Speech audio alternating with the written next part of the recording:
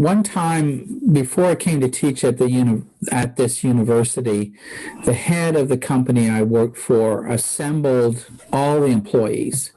He told us that because of economic circumstances, he couldn't give us a raise because the shareholders needed to be paid. In other words, our raise was sacrificed to keep the profit up to reward the shareholders. Now, that wasn't an inspiring message for employees. You can interpret that message as work hard without a pay increase for the good of the profit margin of the company and its shareholders. What is amazing is that this message made sense to the head of the company to tell his employees this. For him, it made sense. For the audience, it didn't make sense. He did not understand the thinking of his audience. To make it worse, he had a parking space next to the entrance door where he parked his expensive car. So every day, employees had to walk past his expensive car to go to work, thinking about how they're working to keep the profit margin of the company up. I tell you that story to illustrate the idea of this session, which adds material to what is in the previous session on the podcast. And the idea is that writing for the audience means getting outside your head and into the head of your audience. It is common when somebody is drafting a document to put into words what that person is thinking, but that is only an initial draft. What the person is thinking can be full of assumed definitions, hidden assumptions, hidden premises, and hidden implications. That's fine. The process of that's fine. That's a draft. The process of professional communication is to express explicitly definitions, assumptions, premises, and implications.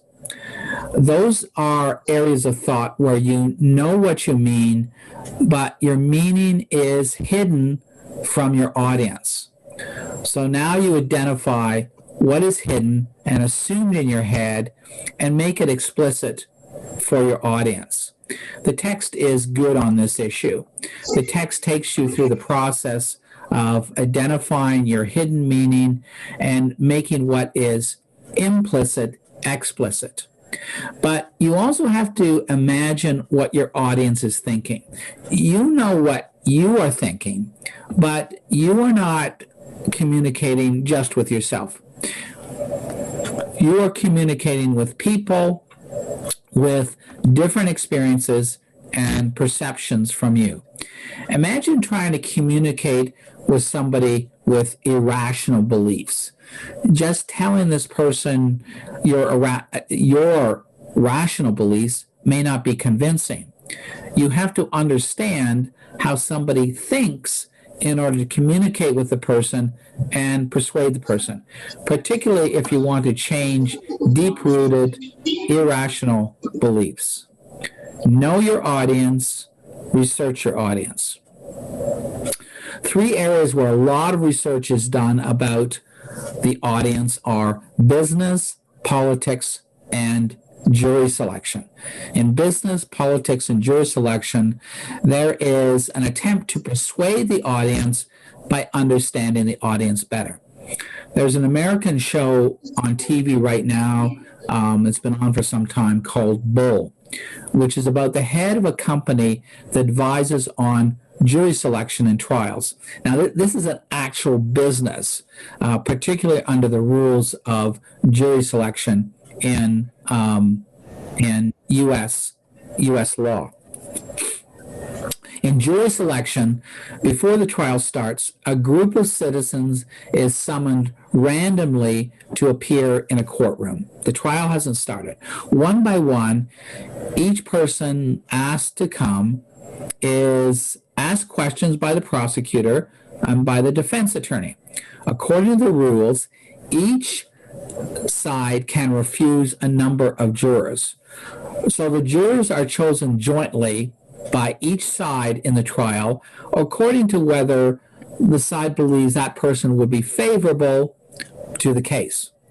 The idea of jury selection is to pick a juror you think will vote on your side of the case and reject a juror you think that will vote against your case. Each side has theories about what kind of person would agree or not agree with the side in the case. For instance, how would a single mom who is a Republican voter and an evangelical Christian be likely to see the case? Or how would a divorced machinery operator who votes Democrat and doesn't attend church be likely to see the case? If you are a lawyer and know the profiles of those selected for the jury, might you argue your case in a different way because of your knowledge of the jury? I'd ask you when you come into this session to mute your mic because I'm recording now. In other words, if you want to win your case in court, know your audience. And so in the U.S., before a jury trial, before a jury selection, there is a research process like the one in the TV show Bull of testing how individuals on a jury might react to a case and the way a case is presented. This is done with mock juries, people who are not part of the jury but are given information and then analyzed how they will react to the case. That is an example of research to know the audience. And that is not the only way that audiences are researched before a message is sent. There is research done by people involved in business and politics. These people understand the audience by research. Some of that research is done with test subjects, and some of that research is done by collecting data on the behavior of people on the internet and on social media. It's data mining on the internet. People don't even know their behavior is collected and then organized and analyzed by algorithms looking for specific information on the behavior of people.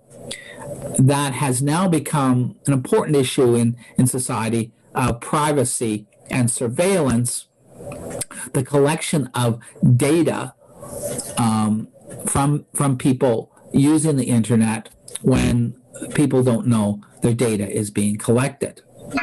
And that's happening to you. If you have a Facebook account, like me, you buy maybe you buy a holiday through Expedia. Like me, when you open your Facebook the next time, you see an ad from Expedia. When I buy a book through Amazon, the next time I open my Facebook, I see an ad for Amazon. That is not a coincidence. Your data is being collected. So what right does business and government have to collect data on the behavior of citizens that will be used to manipulate the thinking of citizens? And that's the basis of the Cambridge Analytica scandal. That is, this private company acquired data from Facebook that it wasn't supposed to have to create messages on the internet that would create paid advertising to affect how people voted in elections. So in some cases, this private company was paid by politicians to do advertising to help these politicians get elected. The data was processed in an algorithm that built psychological profiles of people.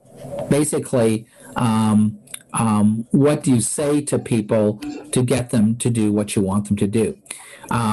this data that was collected and processed through the algorithm was used in advertising campaigns for the 2016 election of Donald Trump as president of the United States.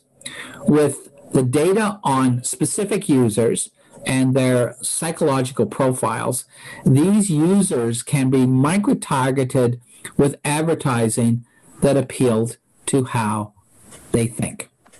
The point there is know your audience, research your audience. One area in business where the message is crafted for a specific target audience is specialty magazines and advertising for specialty magazines. Many magazines are designed for niche audiences, specific audiences. A fashion magazine, a food magazine, a sports magazine, a tourism magazine, a home renovation magazine, a business magazine, a technology magazine, a psychology magazine, a tattoo magazine, a hunting magazine, on and on and on. Each of these are niche magazines for a target audience that has been well researched to know about that audience. Now, these niche magazines may be subdivided into smaller niche magazines, a niche within a niche. So then you get a vegetarian cooking magazine, you get a basketball magazine, you get a kitchen renovation magazine, you get a retirement investment magazine, you get an eco-travel magazine, and so on and so on. Each of these specific magazines has a specific target audience. The content is produced to match the target audience. The advertisers pay for access to the target audience that fits the product for sale. Know your audience, research your audience. Each of these target audiences is researched and data is collected on whether the message satisfies the audience or not. So, for example, when Psychology Today magazine added a food section, which seems to have nothing to do with people who want to read magazines on popular psychology, it was likely making a decision based on evidence that the target audience wanted this. And the editors would watch the metrics of use of the magazine, particularly online, which would verify whether the audience was satisfied or not satisfied by the content, and then the content could be adjusted for the audience. Niche magazines collect very specific data on the demographics of a target audience and the behavior of a target audience. You can actually read that information online. You can read the profile of the target audience for a magazine online because magazines publish this online. Why would a magazine reveal its profile of a target audience? Because that's how it convinces advertisers that they can reach the target audience they want through the magazine.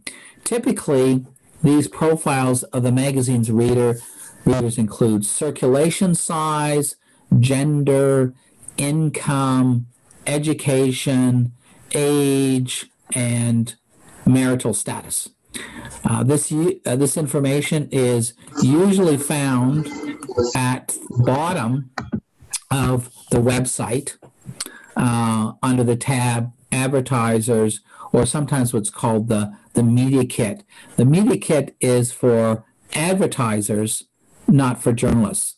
So Condé Nast Publishers, which is a big publisher, Condé Nast Publishers produces a niche magazine for business travelers to China. Think of that. A magazine specifically for business travelers to China. I would ask you to mute your microphone when you come on because I'm recording this, and your feedback can can be part of the recording. So please mute your microphone. So this niche magazine for business travels to China, it has 1 million monthly readers and over 200,000 followers on social media. What are part of the profile of the audience? 61% of the audience for this magazine is female. The average age of the reader is 36 years old. 36% of the readers of this magazine are in management and senior positions. So that's an example of a niche magazine with a clearly defined target audience. The advertisers want to advertise in a vehicle that will reach their target audience, and the magazine wants to keep its readers by appealing to its target audience. All this depends on research on the target audience and knowing the target audience. So as another example, Condé Nast has a business travel magazine for India, a magazine just for business travel to India. This magazine has a monthly readership of over 77,000 people. 75% of its readers are married. 50% of its readers own a second home outside the area of their main residence. There is a Condé Nast travel magazine for Italy, a separate one for the Middle East, where almost half of the readers dine out at five-star restaurants once a month. There is a travel magazine, Condé Nast travel magazine, specifically for Spain, specifically for the UK, specifically for the US. That is 7 different Condé Nast business travel magazines, each with a niche audience within a niche. So, know your audience, research your audience, write and communicate for your audience. When you are trying to sell to an audience or persuade an audience to vote, know your audience. When you're trying to communicate with an audience, know your audience. Now, the argument that I've just made, does that contradict what I said in the last session, in the last podcast on writing for the audience? In the last session, I argued that good communication is giving the audience what it needs to hear, not what it wants to hear. That is being responsible and ethical in communication. If the audience wants to hear its biases and prejudices and mistaken notions confirmed, should you give the audience what it wants, or should you contradict the audience with the truth it needs to hear? So that argument was that you should tell the audience the truth that it needs to hear, even if the truth contradicts what the audience wants to hear. And that makes sense in research, true. In research also. If research is conducted to see if smoking cigarettes causes cancer, then the research should be conducted honestly and truthfully, not to appeal to people who smoke cigarettes and want to read that maybe there's not a risk of cancer, or not to appeal to cigarette companies who may not want to hear that cigarettes causes cancer. The cigarette smokers might want to hear that there's no proof that smoking cigarettes causes cancer, but the truth is contradicts that, and what they need is the truthful information, the truthful research. Well, what about business and politics? Isn't the point of business and politics to persuade people to buy a product or to persuade people to vote for a politician? Yes, but the information should still be truthful and honest. If the audience wants to smoke cigarettes, then that is their choice. They should make the decision after they have been told the truth.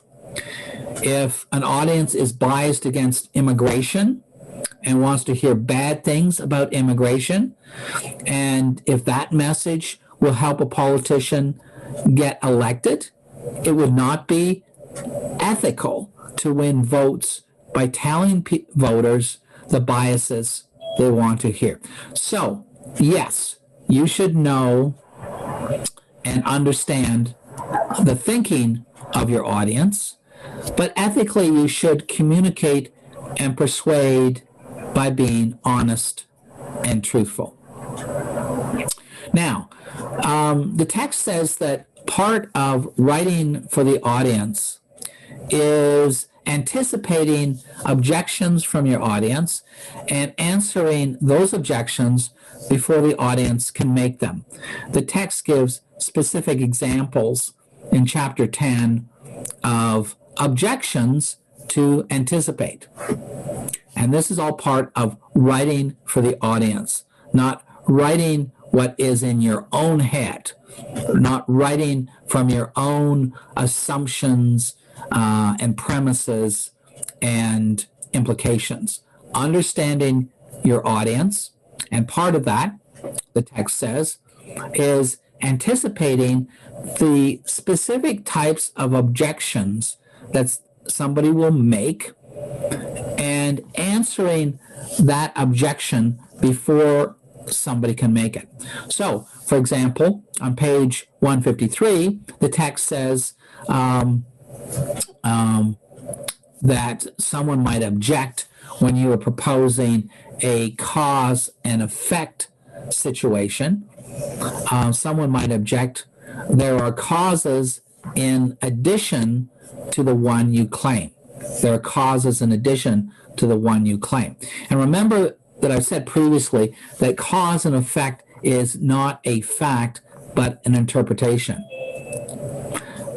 And the text says, quote, no effect has a single cause and no cause has a single effect, end quote. So the point the text is making, anticipate that realistically there may be other causes for what you are proposing. Acknowledge the possible other causes, state them, and then refute them. The text also advises that your readers may have counterexamples to your argument. Your audience will think of these counterexamples. You anticipate the possible counter examples to your argument, and you state them and refute them. The text says this on page 153. Quote, readers who do not understand statistical reasoning will focus on an aberrant case. So anticipate those counterexamples from your audience and refute them. Readers may have different definitions of terms than you do. So the text advises on page 153, quote, to accept your claim, readers must accept your definitions because definitions are crucial warrants, end quote. Warrants, the text devotes a whole chapter to warrant, and a warrant is a specific type of principle of reasoning that often connects one idea to another idea and can be unstated. So the text is making the point here, which I've made repeatedly in this course, that definitions are important. Your reader, you need to define your terms so that you understand what you're talking about, and so your reader understands what you're talking about. And the text is advising us further that the readers may have different definitions of terms than you do. So you need to anticipate that. Some more pieces of advice on writing for the audience? First of all, think about your reader before you begin your report, before you begin your document. But don't think about your reader as an afterthought. Think of your reader beforehand and build that into the DNA of your writing. Another point, be explicit about the purpose of your message. Why are you writing about this? What you write has the purpose of directing your audience to take action or not to take action, to vote, to buy something, and so on and so forth. So be explicit what the purpose of your message is. Next point, write to motivate your audience to take action or not take action. That is, provide motivation. And often motivation, and that's a point that the text makes right at the beginning of the text. In order to motivate your audience, that requires social intelligence. So, for example, suppose you want to motivate a bureaucrat to fulfill his or her legal responsibility, which is an example in the text, or an employee to do his or her duty.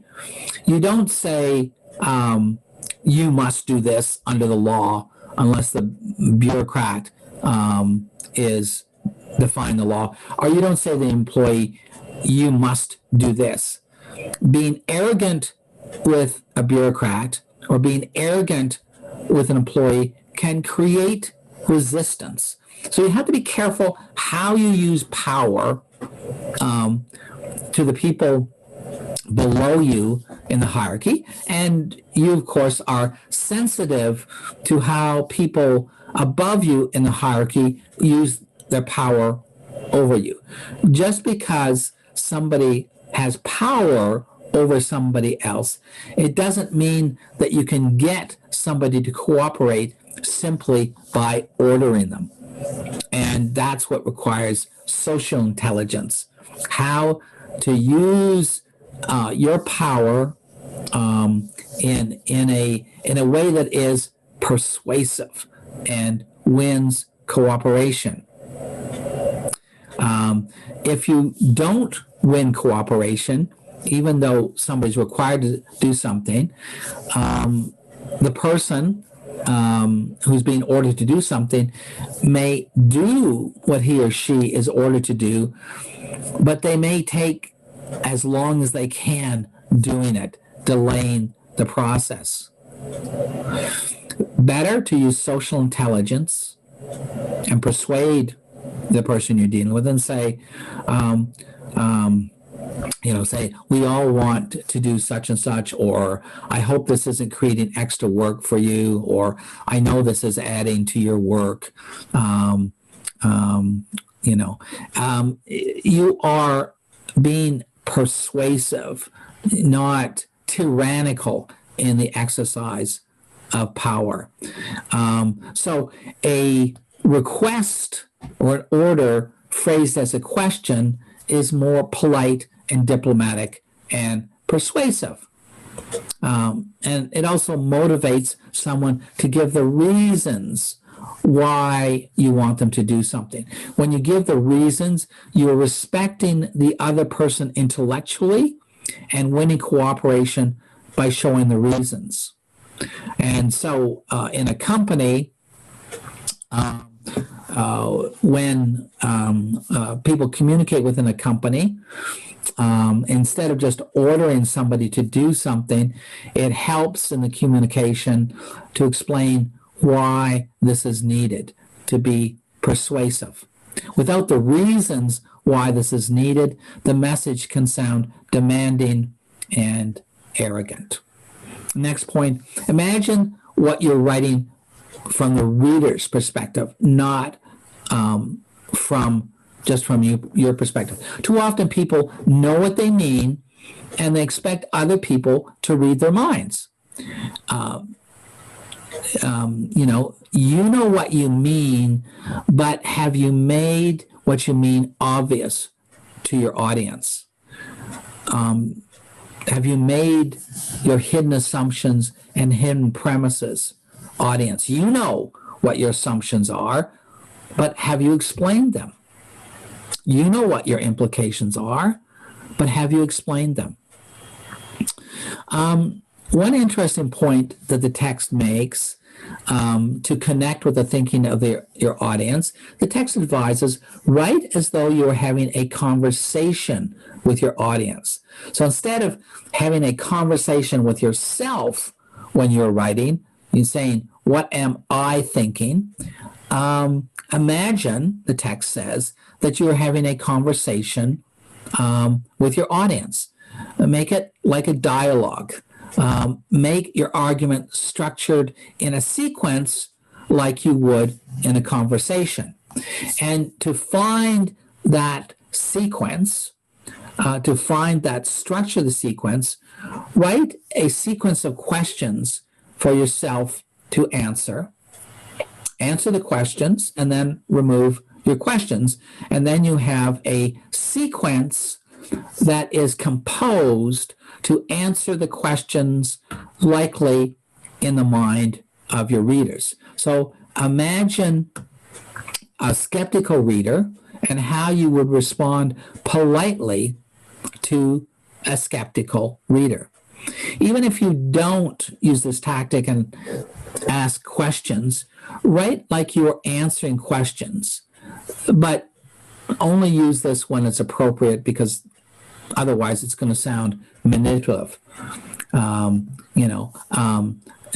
Make it sound like you are genuinely seeking cooperation, not ordering your audience like an arrogant, egotistical expert. So the text says, quote, consider this. You are probably thinking, you might ask. Put objections in the mouth of a third party. The text says that on page 142, 1 to 150. So there's a really famous incident that illustrates unusual skill in a situation of communication. This is a situation that was on a world stage. It was 1979 in Iran when Iranians had taken Americans in the American embassy in Iran hostage. And at that time, there was an aggressive journalist called Mike Wallace who went to Iran to interview the leader, Ayatollah Khomeini, on camera. A very delicate moment, politically volatile because of political tensions and because of the American hostages. And so there's this huge problem of how does an aggressive interviewer like Mike Wallace ask difficult, sensitive questions to a leader who has power in the situation. And this is a really interesting model of diplomacy and social intelligence. And so Mike Wallace says that President Sadat, this is virtually word for word for what Wallace said, that President Sadat of Egypt, a devotedly religious man, says, "Forgive me, Imam, his words, not mine. You are," quote, "a disgrace to Islam," unquote, and a, quote, "lunatic," unquote. That is a highly offensive question, but delivered with consummate social intelligence by posing the question,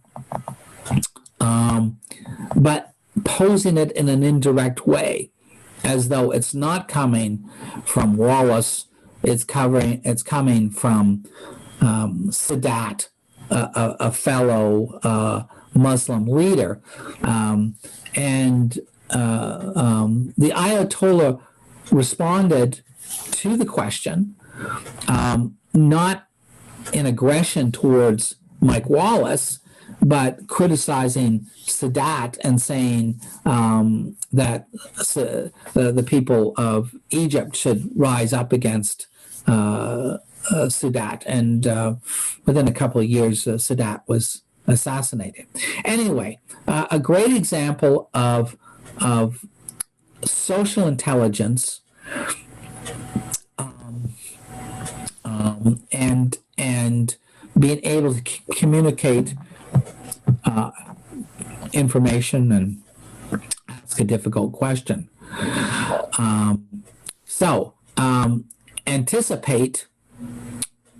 Anticipate your audience.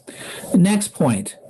When you write for your audience, try imagining a persona for yourself that is professional, identity for yourself that is professional, but an identity that is accessible, and write from that persona, write from that identity. And that doesn't have to be a false facade. It can be a part of you. You are just at that moment drawing from the more professional and more diplomatic side of yourself, but also the accessible side of yourself.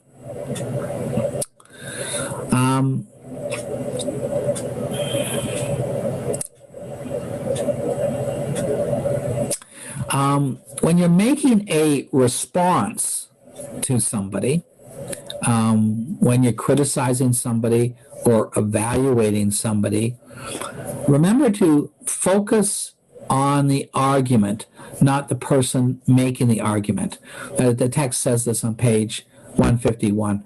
That is, avoid the ad hominem situation, which was a critical fallacy I explained earlier in this course under logical fallacies. Always focus on the argument, the merits or lack of merits of the argument, not the person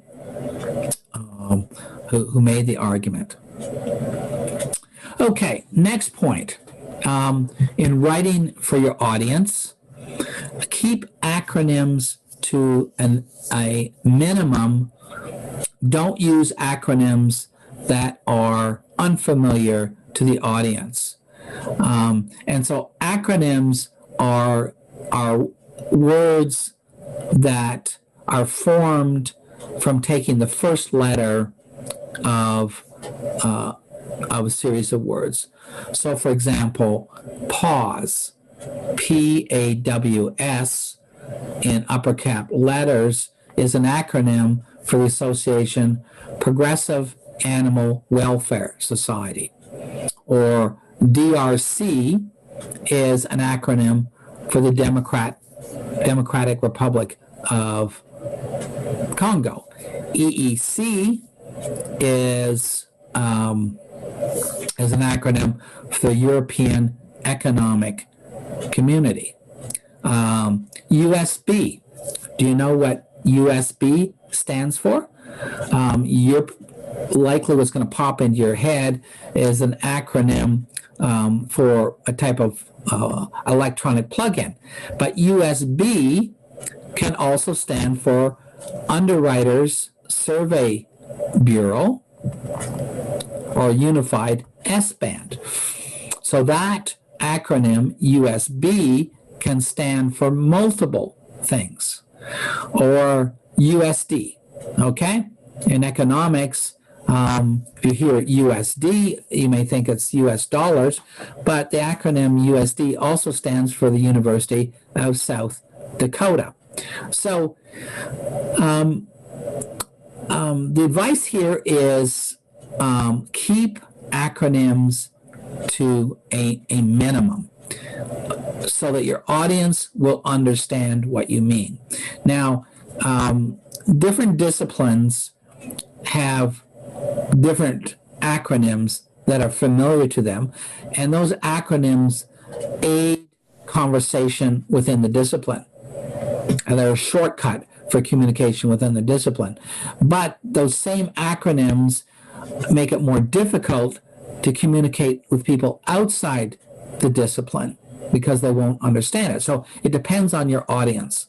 If your audience is a specific discipline, your audience may have acronyms that it's familiar with, and it could be appropriate to use those acronyms with that audience, but not appropriate to use those acronyms outside the audience.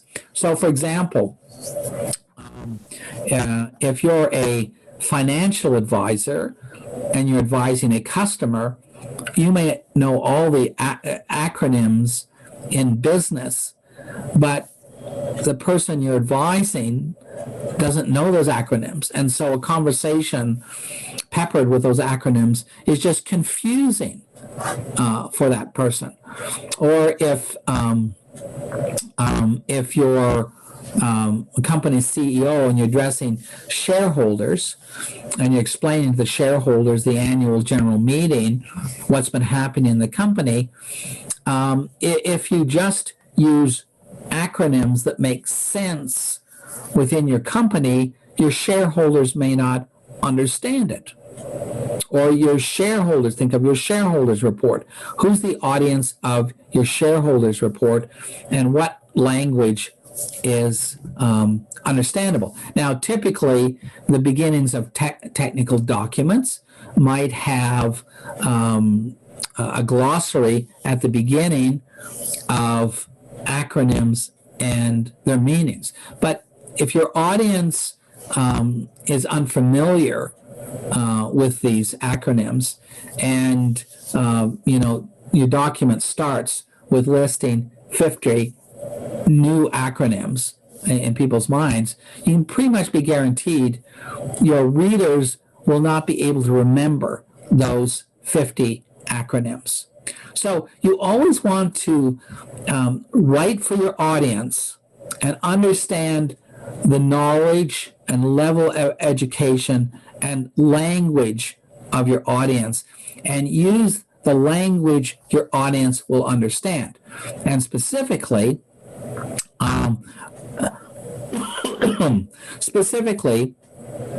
reduce acronyms to the bare minimum.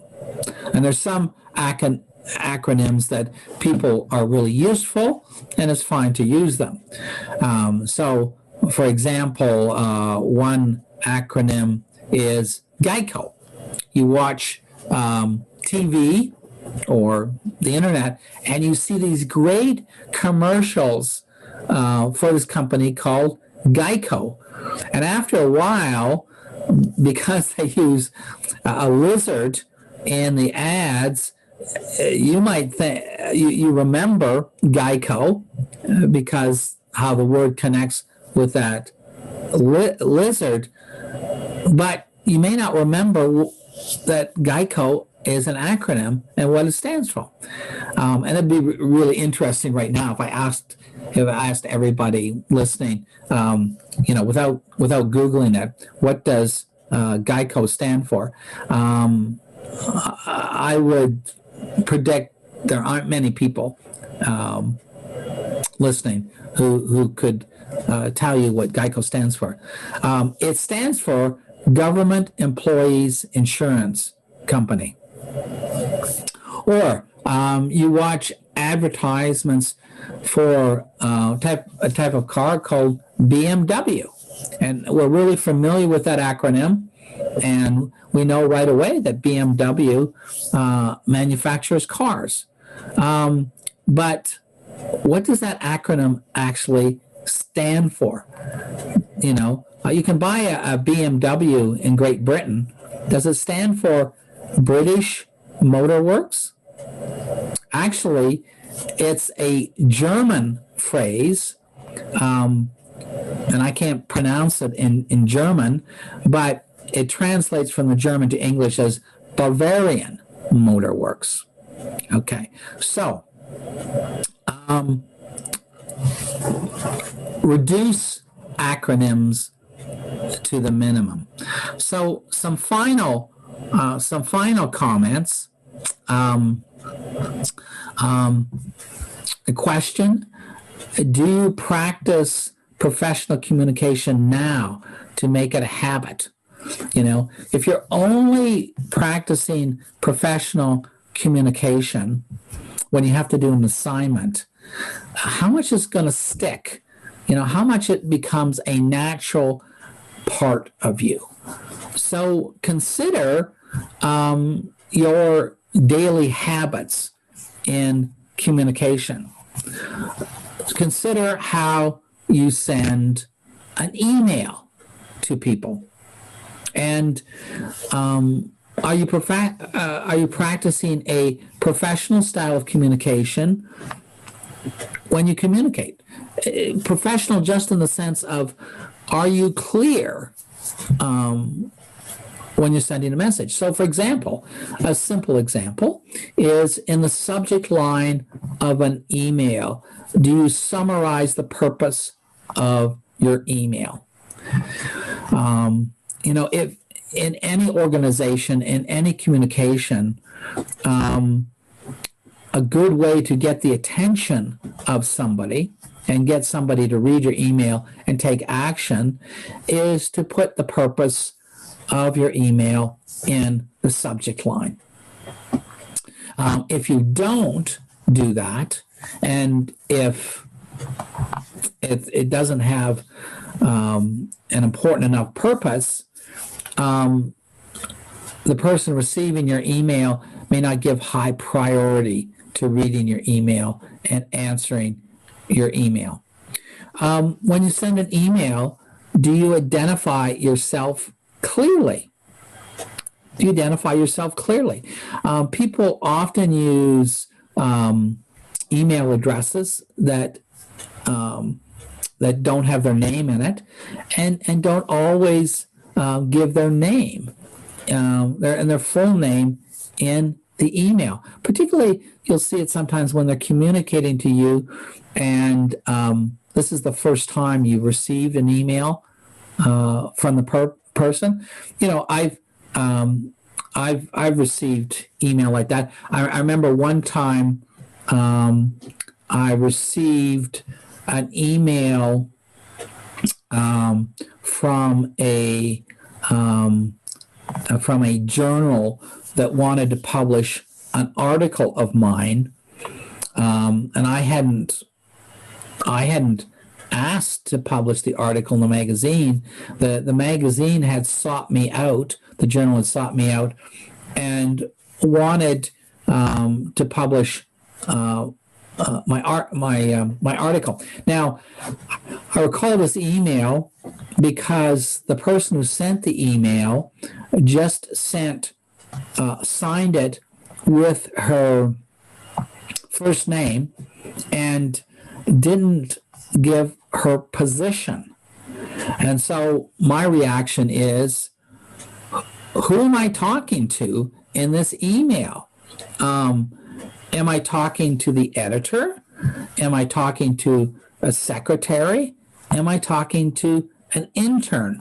And how professional is a journal if a person sending you email doesn't identify the position? Well, there was a back and forth exchange of some length with this person, and it took me at least 4 or 5 emails of asking questions for the person to tell me that she was the editor-in-chief of the journal. She was the editor-in-chief of the journal. And in her mind, it didn't matter that she didn't identify herself as the editor-in-chief. How good was this person at communicating professionally, how good an editor would this person be? So, make sure that you identify yourself clearly.